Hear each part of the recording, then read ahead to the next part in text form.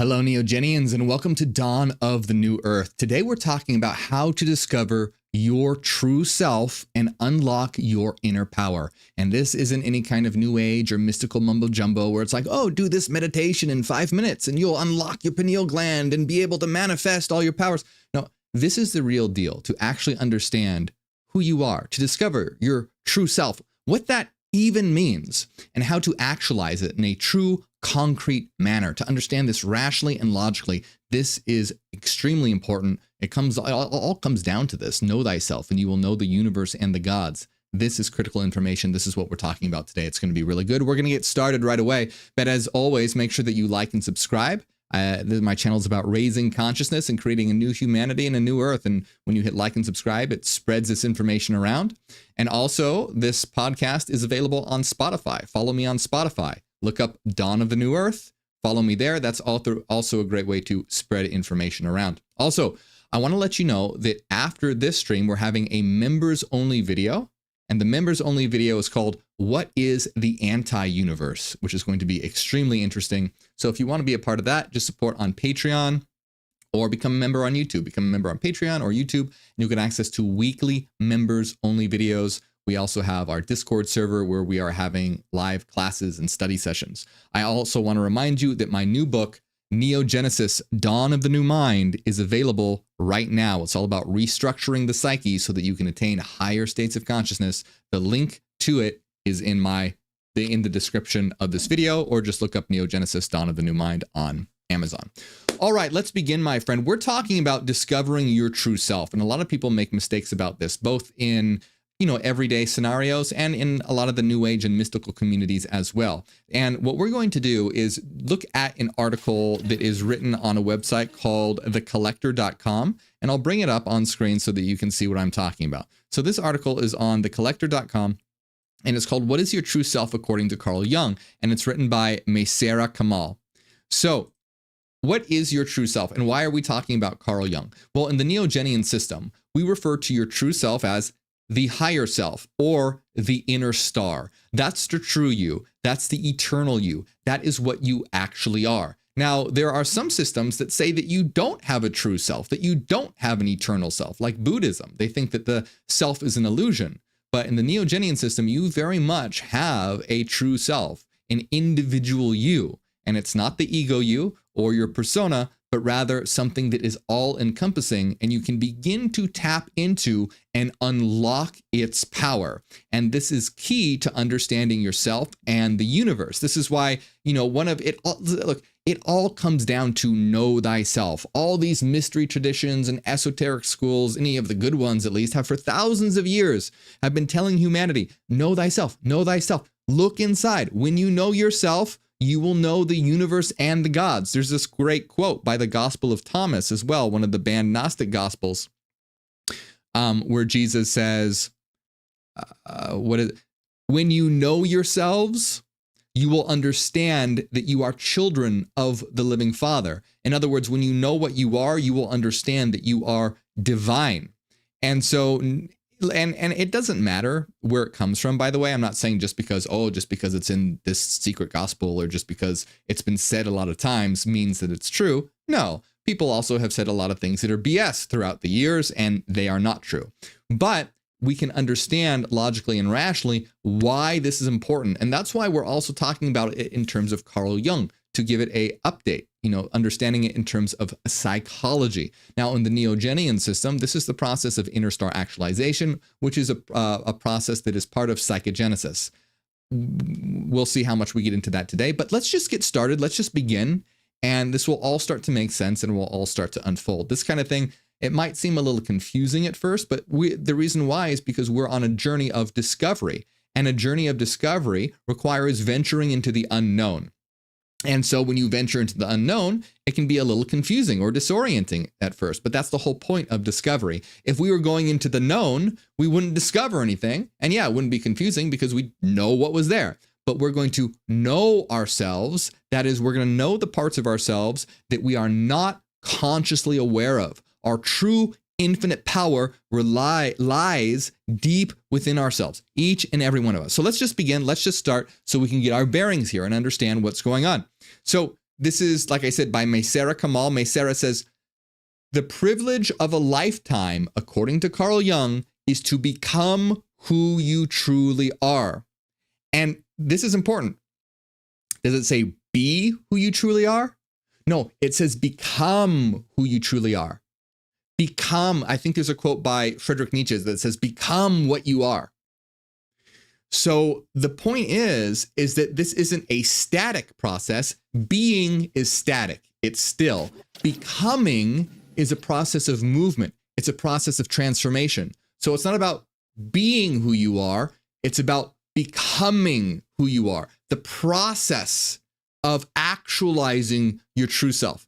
So it says who we truly are, however, goes far beyond what we typically assume to be ourselves. So before we can understand and become who we are, we have to understand what we are, what we're even talking about. What does that even mean?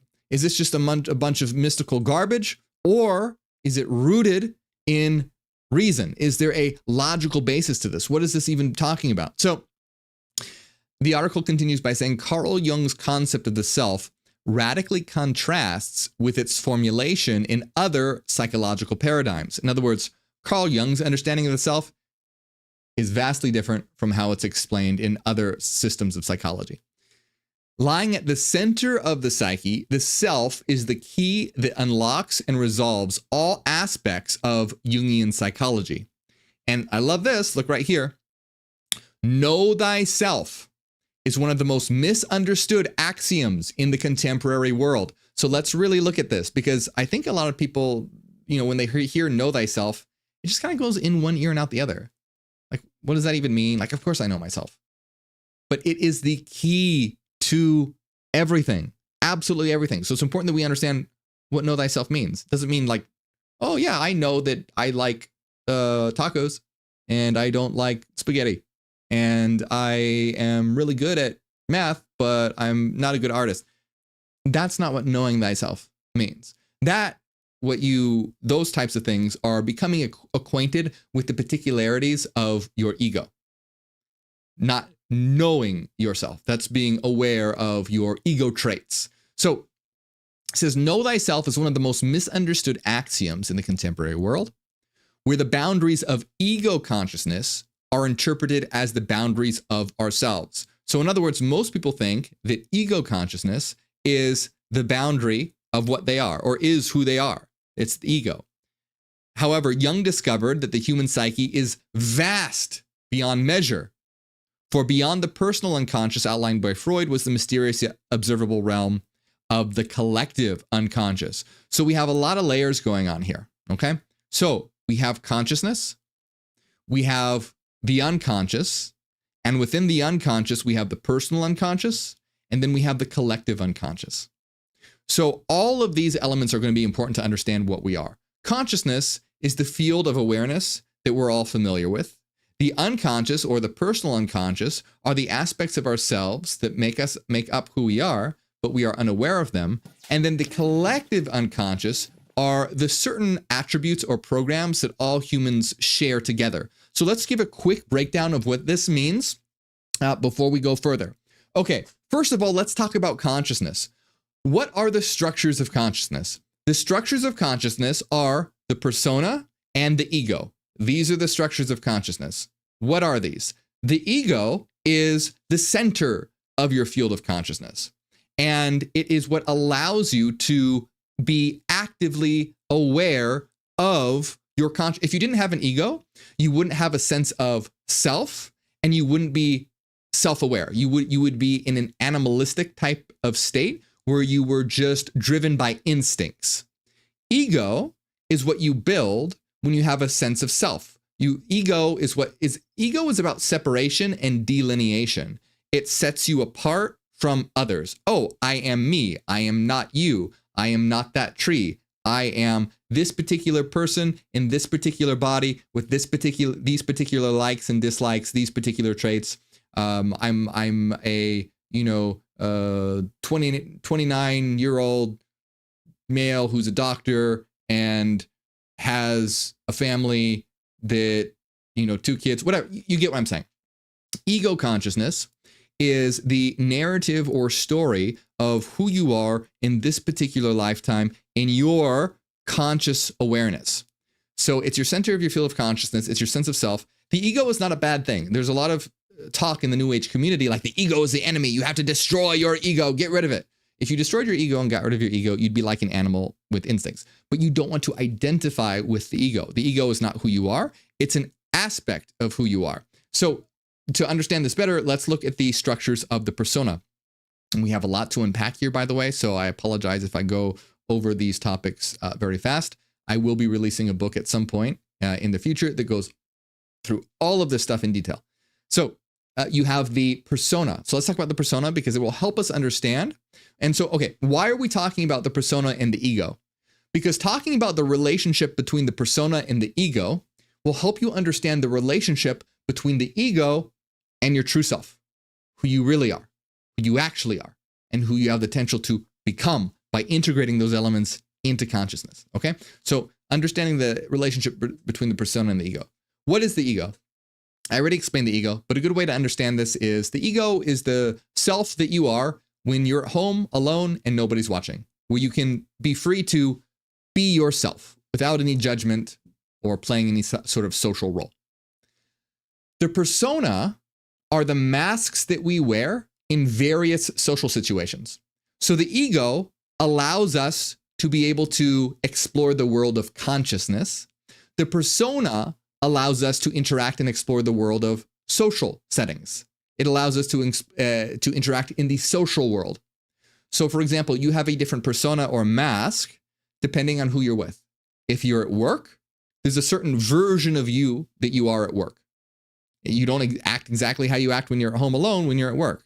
If a customer is being rude to you, maybe normally you tell them to F off, but if you want to keep your job, you have to perhaps be nice to them. That's just one example. You have a certain persona. When you're with your friends, you act differently than how you act at work. When you're with your family, you act differently than how you act with your friends. So your persona are different versions of your ego self, different filtered, transformed versions of your ego self. So you have different personas for different social situations. Your persona is what allows you to get along in social situations. If you didn't have, and the persona is not a bad thing. A lot of people look at the persona as a bad thing. If it can be, any of these structures can be bad if they're not used in the correct way. But if they're used in the correct way, they're actually a good thing. The persona, it allows you to keep your job. Now, does it suck that sometimes you have to put up with, a-holes? No, I'm not saying that that's okay, but I'm saying in terms of practicality, in the world that we live in, even though it's a crappy world and stuff like that happens, the persona allows us to interact in those social settings. Like I said, it allows you to keep your job. It allows you to have fun with your friends without offending them. Maybe, you have a certain opinion of one of your friends and it would obviously be rude for you to just blurt it out. You know that maybe some things are better kept to yourself. You have a certain persona that allows you to have a relationship with your family. Maybe there's certain topics with your family that aren't good to bring up because it causes division. And so your persona is what allows you to interact in the social world. If you didn't have your personas, you'd lose your job. Your family would be probably pretty pissed at you. You probably wouldn't have very many friends. You see what I'm saying? It allows you to interact in the social world. Ego is what allows you just to interact in the world of consciousness in general, to be aware of yourself and your surroundings and your existence. So the persona is kind of like, you can think of the persona as like the servant of the ego. Because the persona is a filtered, modified, watered down version of your ego self. Now, it's not always, sometimes personas are augmented.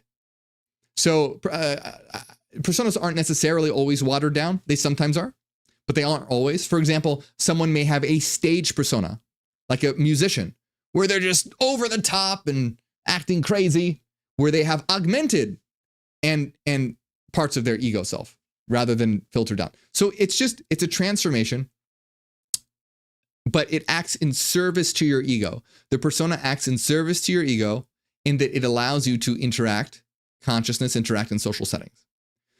But what's the problem? The problem is if you identify with your personas or a specific persona, well, now it's no longer acting in service to your ego. It has taken over your ego.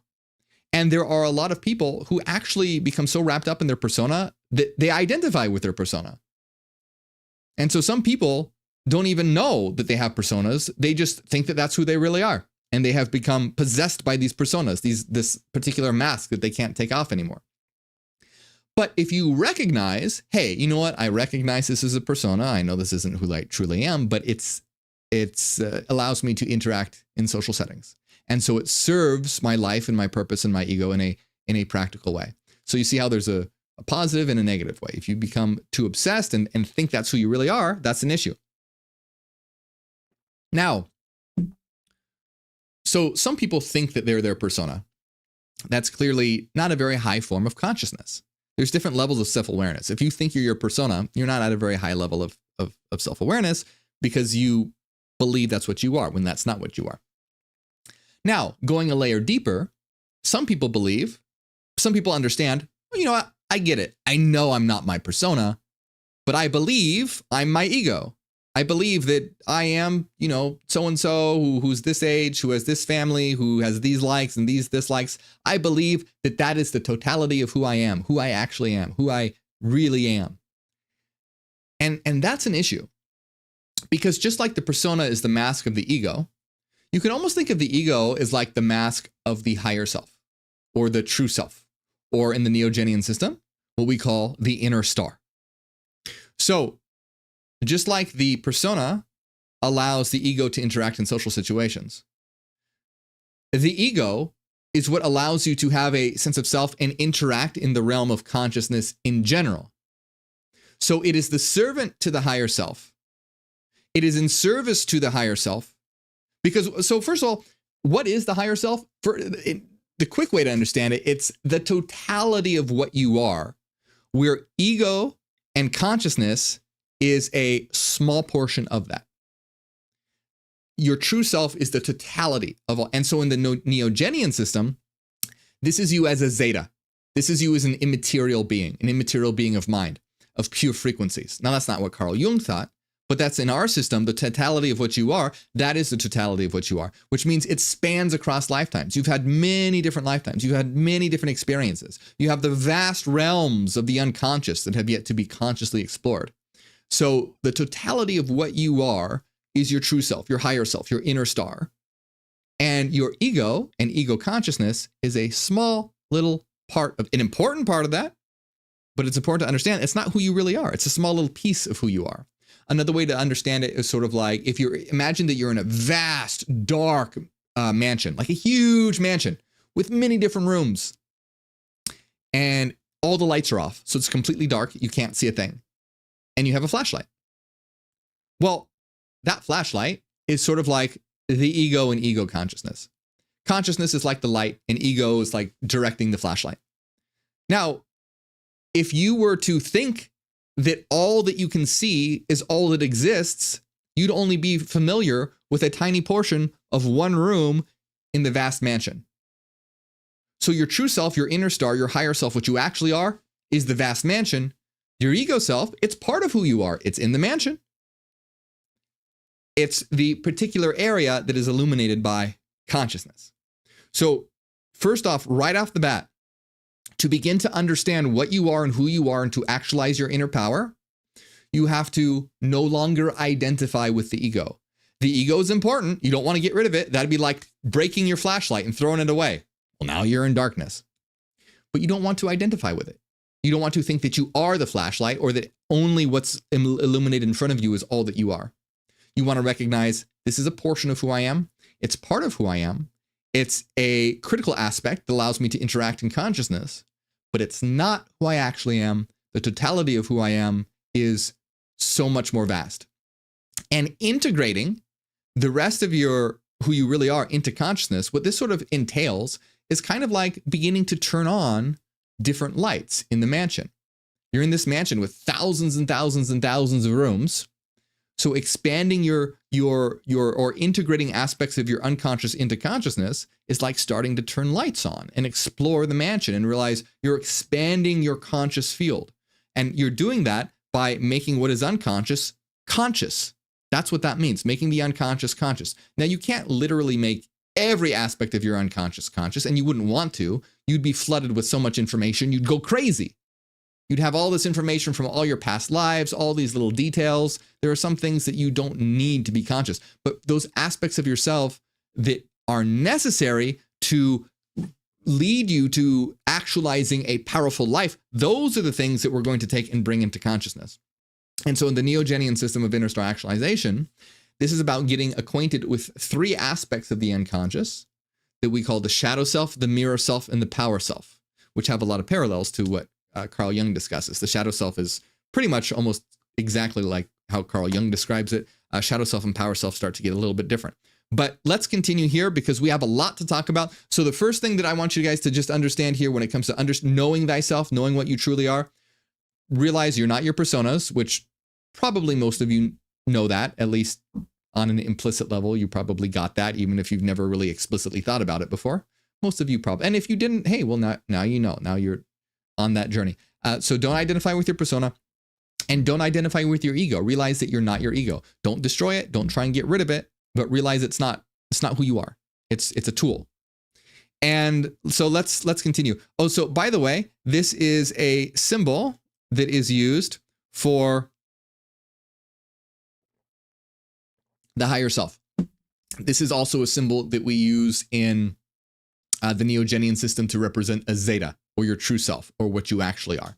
I'll actually be talking a little bit about that, by the way, more in the members only video, because in the members only video, I'm also going to be discussing details about my second book coming out. Anyway, it has something to do with this. I'm going a little off topic. Let's continue because we have a lot to talk about. So this illustration of the self as the whole and the center of the psyche. And so you can understand the outer ring, or is being the totality of who you are, or not the outer ring, this whole entire circle. So totality of who you are. And then the central circle, you can understand or imagine to be consciousness. That's one way of understanding this symbol. So it says the conscious, whose center of awareness is the ego, together with the unconscious in its personal and impersonal aspects, constitute the self. The self is both the essence and totality of the psyche, the unknowable and infinite whole that situates and unifies all its opposing elements. The self is not only the regulating center of the psyche, but also the whole circumference which embraces both conscious and unconscious. So the self, or in the Neogenian system, the higher self or the inner star, like I said, it's the totality of who you are. And they're just basically saying here that the ego, which is the center of consciousness, along with the unconscious, is your true self.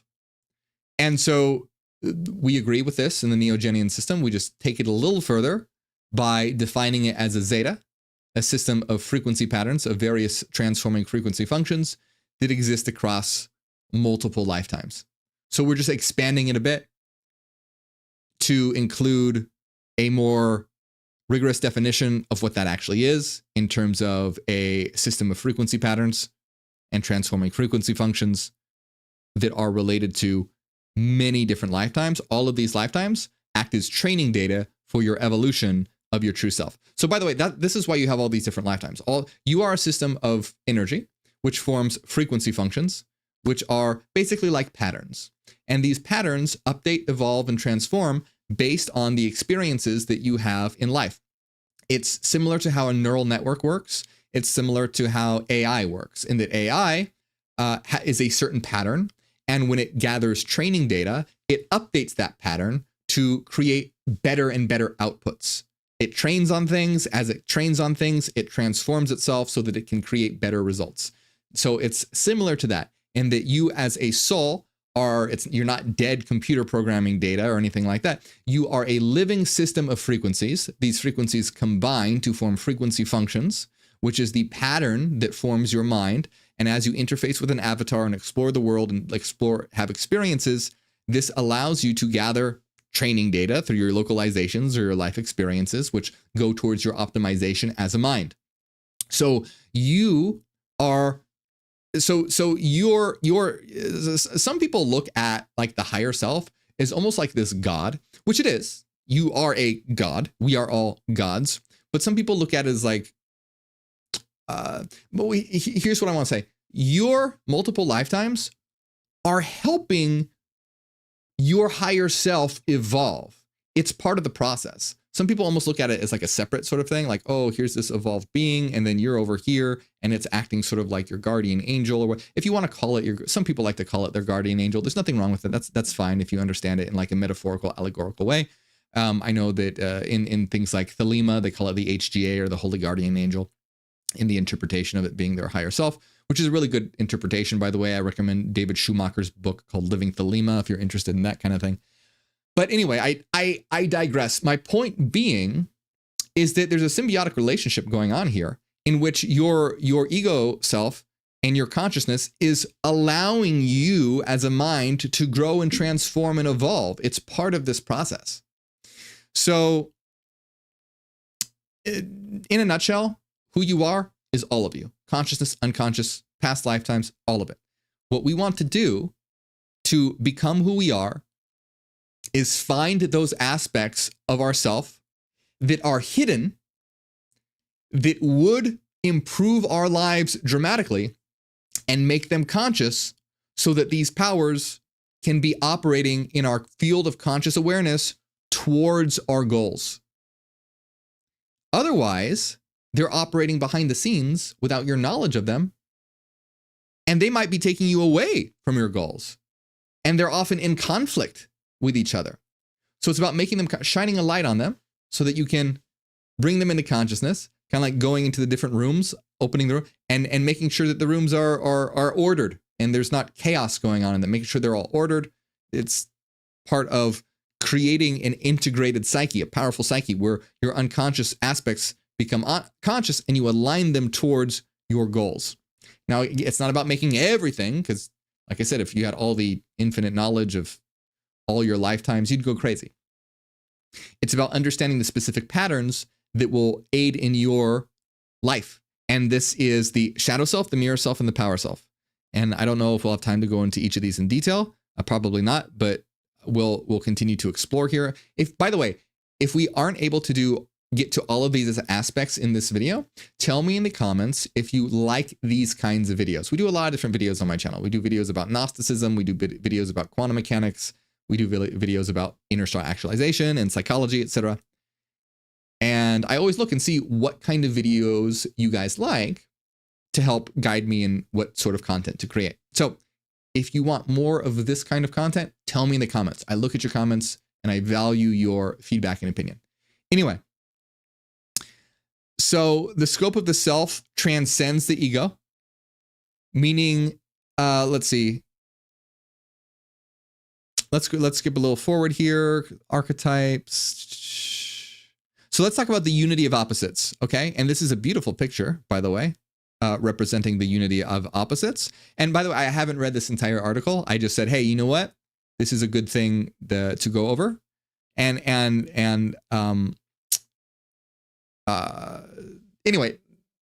I digress. Basically, what I mean. Oops, is that? Oh yeah, that was huge, wasn't it? Sorry about that.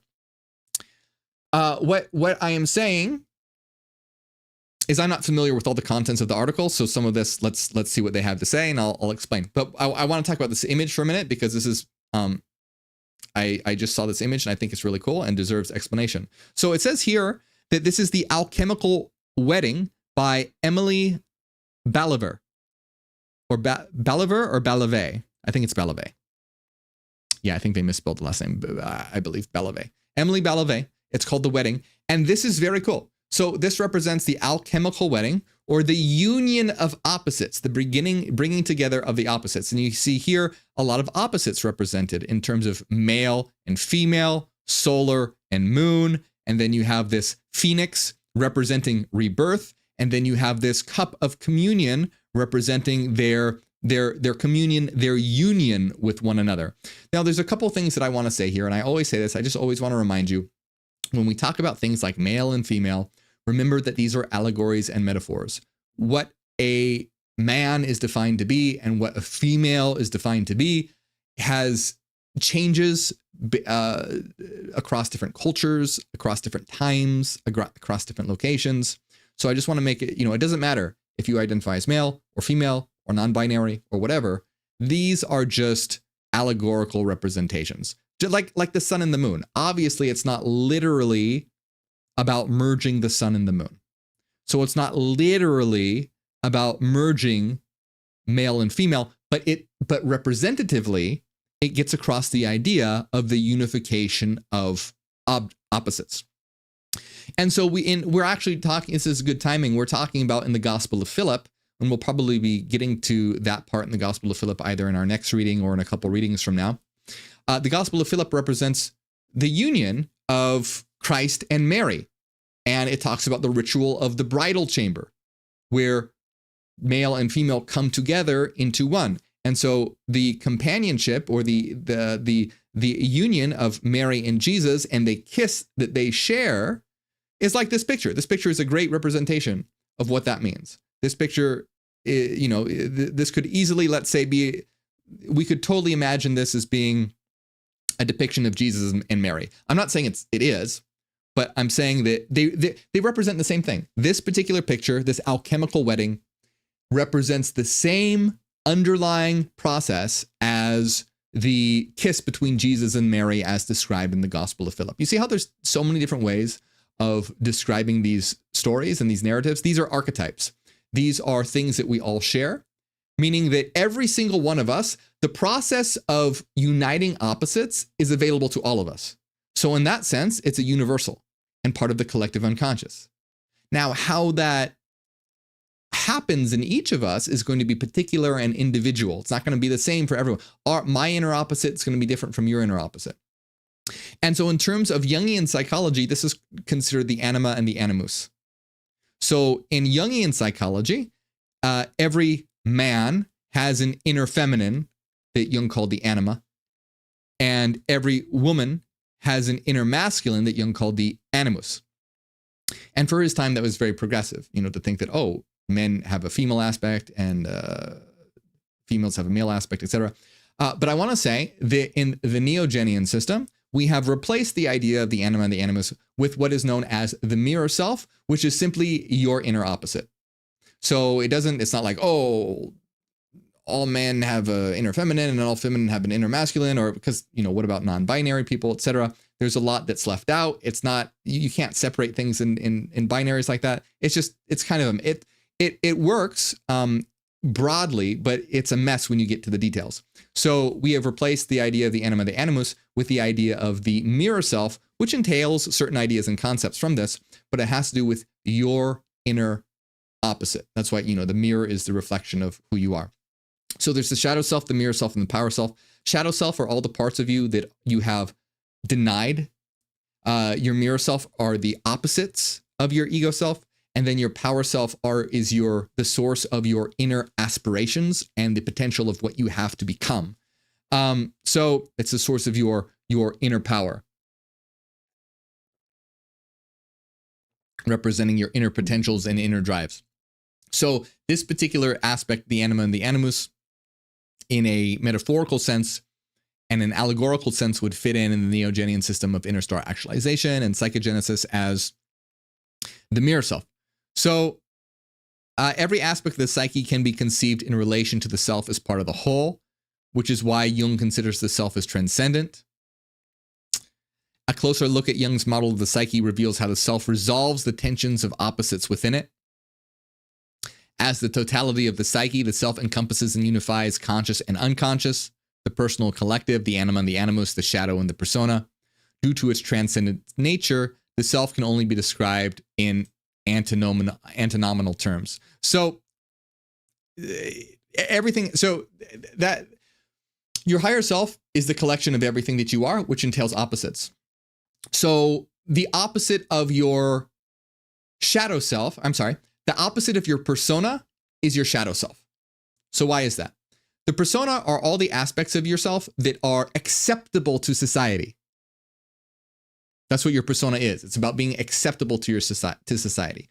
The shadow self are all the parts of you that you denied because they are unacceptable to society. but you've denied them and buried them so deeply that you don't even know that they are part of your, that you've cut them off from your ego self. You are so cut off from them that you awfully don't even aware that they exist. So the ego is not the opposite of your persona. The persona is a filtered or transformed version of your persona, or of your ego. What is the opposite of your persona is the shadow self, because persona is everything acceptable to society, all the parts of you that are acceptable to society. Shadow self are all the parts that are unacceptable to society. So one step in becoming who you truly are is about understanding each of these aspects of yourselves that are hidden. And so the shadow self is one of them. You have to understand the parts of you that exist that you've denied. Now, these can be very difficult to face sometimes. They can be things like anger issues. Or let's say being bad at organizing, or bad at planning, or being rude, or whatever. These are parts of yourself that are actually part of you, but you've denied that they exist. You're like, no, that's not me. And a good example of this is, think about all the like sort of conservative and religious people. Now, not saying they're all like this, but there are some who are, let's say, extremely homophobic. But then you hear about them getting caught. I think there was a story of, I don't know if it was a politician or a pastor, probably both at some point, having sex with the same gender. So a lot of the times that's shadow self-projection, and a good example of some people not even being aware that they have these urges, and so much that they hate these traits because they want to convince themselves that it's not them. Oh, look, I hate, I'm trying to think of, I hate gay people so much. I couldn't possibly be gay because look how much I hate them. So it's about easing that psychological tension within themselves by convincing themselves that they're really not. So the first step to understanding, to becoming who you really are, well, not the first step. The first step is not identifying with your ego, your persona, but going even further, it's about becoming aware of your shadow self, the parts of you that you've denied. Why? Because if you don't understand that they're there, they're going to wreak havoc on your life. They can cause addiction problems. They can cause angry outbursts. They can cause homophobia, terrible things. But your shadow self can also contain what's known as the golden shadow. And these are very positive aspects of yourself that have been denied as well. Because think about it. It can contain, the shadow self has been called like the seat of creativity. Because what is also usually unacceptable to society? Well, being truly thinking for yourself, being unique, being creative. If you wear a makeup look that's too out there for society, they'll make fun of you. If you start thinking in a way that's contrarian, they'll cut you off from the group. And so as a psychological self-defense mechanism, you get rid of those traits, but you can't get rid of anything within yourself. Energy cannot be created or destroyed. You just hide it from yourself, and it's in the background. You hide it. But you can unlock that power. You can unlock that creativity by bringing it into consciousness. So the shadow, integrating your shadow self is about bringing it into consciousness so that you can deal with it. What does integration mean? Integration is a fancy word for deal with. You make the unconscious conscious by becoming aware of it. Then you integrate it, meaning you deal with it. Meaning all the negative aspects, you figure out how to deal with them. If you have an anger issues, start going to therapy, or figure out ways where you can express your anger in a healthy and safe way. If you are super creative, if you discover that, look for ways where you can begin to express your creativity through makeup or art or music or fashion or whatever it is. You start integrating, you start actualizing, you start incorporating all this. You see how you're becoming who you see what that means? You're becoming who you are. You're not being who you are. Being is static and still. You're becoming, you're going, I realize all these parts are actually part of me. Now I'm going to bring them forth. Now I'm going to actualize them. I'm going to set them up in such a way that they're helping me rather than hindering me. Instead of being homophobic and having angry outbursts and being disorganized or whatever, I'm going to realize, hey, there are these certain aspects of myself that I have denied, and I'm going to deal with them in a healthy way. All those aspects of myself that were super creative and thinking outside of the box, but I shut them down because I was made fun of, I'm going to start integrating into my life. I'm going to start thinking I'm going to come up with these new ideas. I'm going to create all this art I've been wanting to create, and I don't care what other people think. So you see the power of the shadow self there. Now that continues with the mirror self. So the shadow self is the opposite of your persona. The mirror self is the opposite of your ego. Now, it's a subtle but very important difference. They're different. Some people get them confused, but they're different. The shadow self are parts of you that you've denied. The mirror self are still parts of you, but they're not. They're the opposite of what your ego traits are. So, for example, if you are an extremely extroverted, logical, let's just go that. If let's just say you're an extremely extroverted, logical person, well, then your mirror self would be a very introverted, artistic, or intuitive person. Let's say you're all about, the material world, what you can see, sense, and touch. Well, then your mirror self would be about intuition and connecting to the immaterial domain. If you're very logical, your mirror self would be about emotions, etc. It's the opposite of who you are. So integrating your mirror self, or dealing with those aspects of of yourself, are realizing that, hey, I can cultivate these aspects to become a more whole individual. Because imagine if you're just a completely extroverted, logical, cold person, you're not going to be having as much of a fulfilling life as you would if you integrate your opposite. Now, that doesn't mean that those aspects of yourself are bad. It's great to be extroverted. It's great to be logical. I mean, most of this channel is about logic and reason. But you're not going to be getting the full picture of reality. You're not going to be actualizing all your potential, and you're not going to be living a full life until you cultivate these other aspects of yourself as well. Start developing your intuition. Start developing your creative and artistic side. Start learning how to have time alone and be in your thoughts. And it goes the opposite as well. If you're a very introverted, intuitive, emotional person, then that means learning to think in more logical and rational ways. Learning to, I was talking with a friend the other night, and this individual was saying how they were, are they an engineer, I think they're a civil engineer, something like that. But they're a civil engineer, and they deal with logical issues all the time. How to build, structures, dealing with geometry and math. When you are a civil engineer, creating buildings, creating structures, it's very logical. When you are creating creating a blueprint to lay a foundation, it's logical analysis. But this person then moved to LA to become an actor. And so they moved to LA to become an actor. And they said that one of the criticisms that they got as an actor is they said, when we watch you on camera playing a role or whatever, we can see you in your mind. We can tell that you're trying to logic it out. You're trying to think about, how should I act right now? What would be the most logical, like thinking about how to get into a certain role.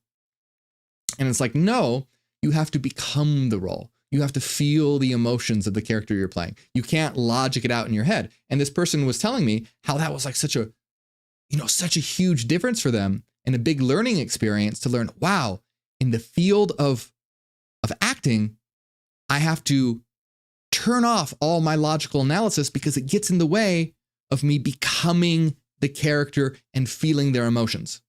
Now, do you see? Does that mean logic and reason is bad? No. But in certain domains of reality, certain fields, certain aspects, tapping into your intuition, tapping into your emotions are important. And that's just one small example. It's the understanding that when you start to integrate all these aspects of yourself, you become a whole person. Like, for example, look at all the atheistic materialists who think spirituality is so stupid. Well, they're very caught up in their cold, logical analysis. And there's nothing wrong with logic and analysis, but they're caught up in their senses, their empirical testing, such that they haven't tapped into the understanding that there's a whole domain of reality that they're missing. And then think in the converse, where you have some spiritual people who are all about emotion and intuition and are really tapped into the source, but they think of logic and reason as almost like the enemy. Like, oh, logic and reason, that's bad. We want to be just open to intuition and emotions. Well, then what happens? Well, apophenia occurs when you start making connections that aren't actually there, and you start to go crazy, and you start to think that the earth is flat and the moon is hollow with a bunch of lizard people that are trying to take over the earth, and et cetera, et cetera, et cetera. So you see how it's about integrating both. becoming intuitive and connected to the understanding that we're in a collective reality, but analyzing it with logic and reason and using rational analysis to make sure that it is coherent, logical, and rational. So that's why this is so, and the mirror self is one of the hardest aspects to integrate, by the way, because people, think about how someone who is extroverted and logical, the last thing that they want to do is, be alone and paint. And someone who's an introverted artist who loves being alone and painting, last thing they want to do is go to a place where there's a ton of people and, learn mathematics or something. Now, remember, I'm being very black and white to get across an idea. No one is 100% extroverted and 100% logical with no intuition and no emotions, and no one's 100% introverted and 100% intuitive with no logical analysis. Obviously that's not the case. That's why in the Neogenian system we use the mirror self, which is simply your inner opposite. So you can think of it like in terms of ratios. You might be a certain percent. You look at what are the dominating qualities, because you're going to have aspects of all yourself. You look at the dominating qualities and think and find out what qualities of yours are underdeveloped that need developing. So it's about understanding your inner opposite in terms of the dominant qualities. And you can think of it, if it's helpful for a lot of people, they think of it in terms of gender. I try to avoid that because I think it can get confusing, and it can also propagate harmful stereotypes like, all women are emotional and not logical, or all men are cold and don't have emotions. Obviously, that's not true. And that's usually what's associated. And so you can use gender as a way to, just like you would use the sun and the moon, or yin and yang, or whatever. But we have to remember that it's not literally true. Like, it's not actually about the sun or actually about the moon, and it's not actually about maleness or femaleness. These concepts are always changing and always transforming. What it's about is just your inner opposite. You can think about it in terms of left brain and right brain functions as well if you want. Left brain functions are usually associated with things like language and math and reason and linear processes and consciousness, where right brain associated functions are usually associated with music, creativity, art, the unconscious, etc. Meaning, so let's see here. The self is an archetype, a pattern of unity, wholeness, and totality that is imprinted in the psyche, of which ego consciousness evolves and manifests.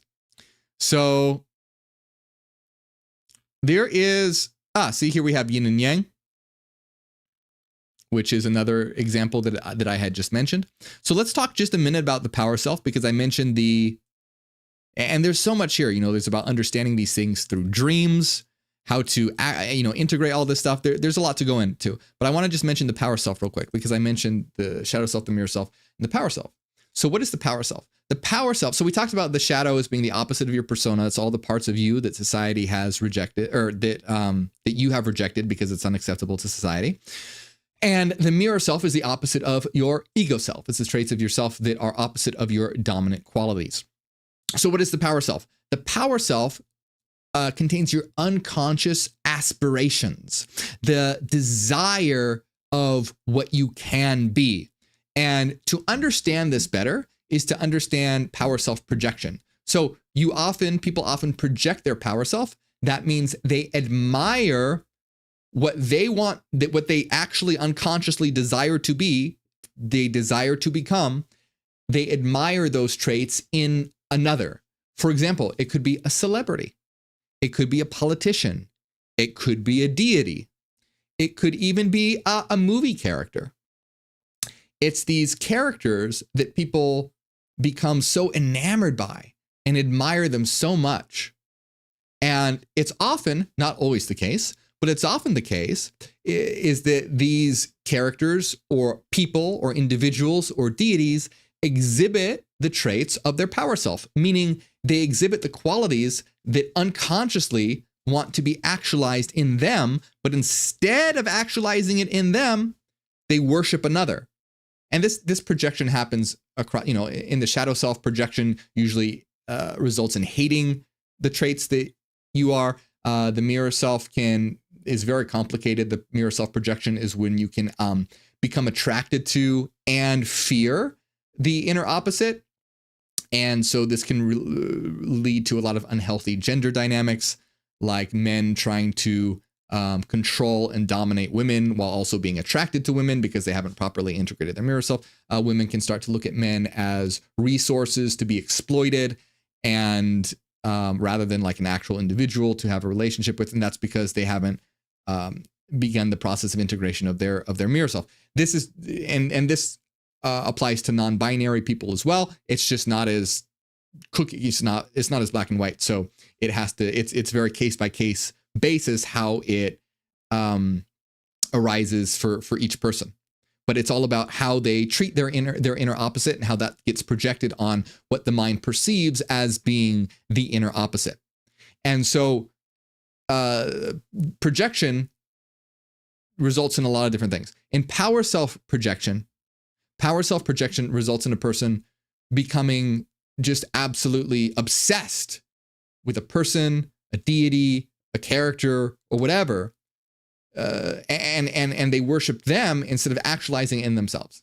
And you can see this everywhere. You can look at politicians where people, it's like they just emulate everything the politician does, and the politician can do no wrong. It becomes their god. So it can lead to fascism. It can lead to religions where you create a deity that is worshipped instead of you becoming your own deity. And us as the collective, we are all God. So understanding your power self is about realizing, hey, what are those aspects of myself that are powerful that I can cultivate and create in my life instead of giving my power away to some other person, some other deity, some other, fake, obviously not a real deity, but a fictional thing. And this is why it's critical to understand when it comes to these concepts that these powers should be actualized in yourself. Now, there's nothing wrong with admiring someone or using someone as inspiration. There's nothing wrong with finding someone inspirational or having admiration. But the difference is that instead of worshiping them, you're using them as inspiration to work on yourself. So you see the big difference there?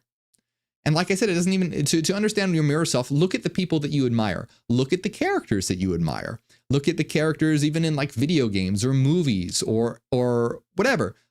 Think about all the different characters or people or stories, whatever. Think about the traits that you admire and see what commonalities that they have. See what kind of commonalities that occurs. And so it can be anything. You might admire someone who is very, like, maybe you admire a musician and you're like, wow, their creativity is so amazing. I admire this musician so much. Well, that's very likely because you have that inner desire to actualize those traits and not to be exactly like that person, but to cultivate that in yourself. You're recognizing yourself in another, and that projection of yourself. Maybe you see someone who's very nurturing and caring, and you're like, oh, I love how nurturing and caring this person. I love being around them. They're so wonderful. Well, maybe you want to cultivate that nurturing, caring aspect in your life. Maybe such as like going and volunteering somewhere or something like that. So whether it's becoming a musician and learning to play guitar, or volunteering, or learning how to become a writer or create videos or whatever it is, it's about using others as inspiration to work on yourself and actualize those traits that are wanting to become present and actualized in your life rather than giving them away. And this happens all the time. This is a big problem with mainstream religion. Mainstream religion is all about, like I was taught growing up Christian, that you are dirty, sinful, flawed, and broken, and that God is all perfect, all knowing, all loving. This is like the starkest example of power self projection you can possibly get, to see yourself as nothingness and broken, and God as perfect, and worshiping God rather than becoming a God. So that's a very good way of understanding what the power self is. And remember, I am going through over these ideas in a very fast way. These, like I say, I have a book coming out that will be going into all of this in detail. There is a lot to it. So if you feel a little overwhelmed or some of it still seems a little nebulous to you, that's okay. There's no way to explain all of it in a short amount of time. But the main thing to understand when it comes to becoming who you truly are, it's about realizing you're not your persona. It's not your ego, that you have a vast reservoir of potential that can be brought into consciousness and actualized. And in our system, this is facilitated through actualizing the shadow self, the mirror self, and the power self, bringing them into consciousness so that they are working hand in hand to give you a better life, because they are aspects of you. And when you do this, you will start to become who you truly are. Your true self, your inner star, will begin to step through the gateway into consciousness, so to speak. And that's a metaphor, the true self of who you are. It's everything. It's your consciousness, it's the unconscious, it's all you are. But bringing it into consciousness means recognizing that explicitly. And by the way, this is what this is. For those who don't know, this is an inner star anchor, and it is a reminder of what one is. And you can use anything. It doesn't have to be this. You can use anything that you'd like to make a connection to that object, to your higher self or your inner star, and then have that as a reminder of your true self, your eternal self, your brilliant self, and that you have the power to become infinitely beyond what this world says that you are. You're not just a broken, flawed, dirty sinner. That's bullshit. You're not just a bunch of material atoms that are going to die and become dust. That's bullshit.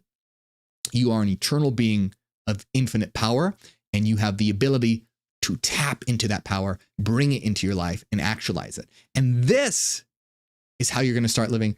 You want a good life? You want a powerful life? You want a transformed life? It's none of this BS like, oh, do this 5-minute meditation and unlock your pineal gland.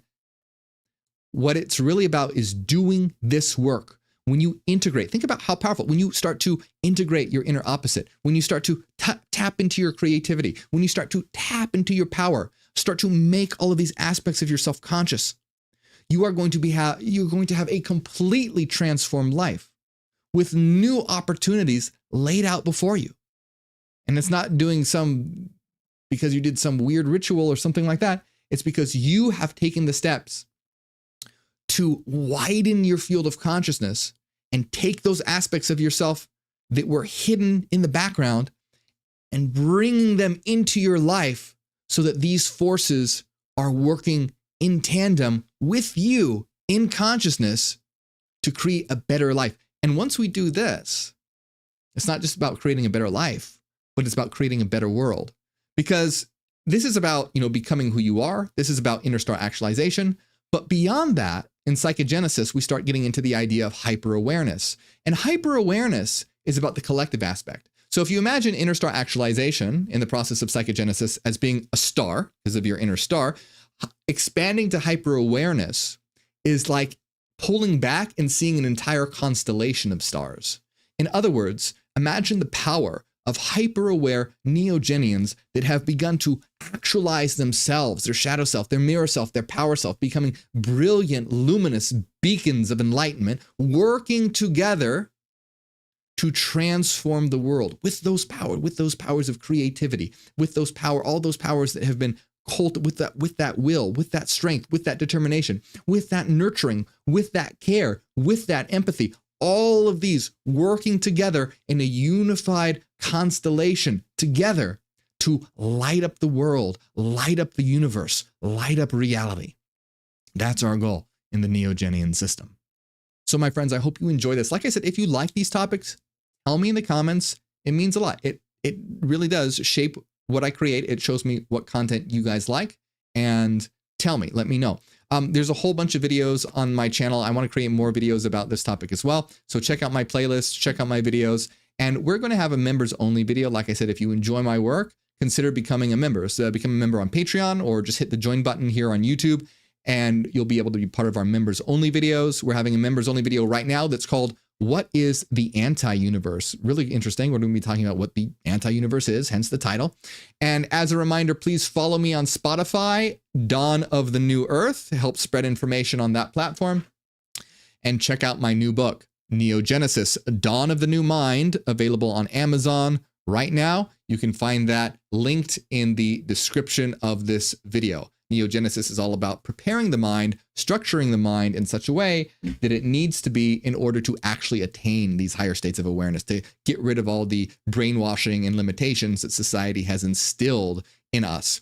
All right, my friends, thank you so much for joining me. I want to give a big shout out to everyone who supports, especially Renaissance Fairy, Cassidy, Angela, the Halloween Mom, DB, Nusalina, Eric, Christopher, Luke, Thomas, Ryan, Ian, and David. Thank you very much.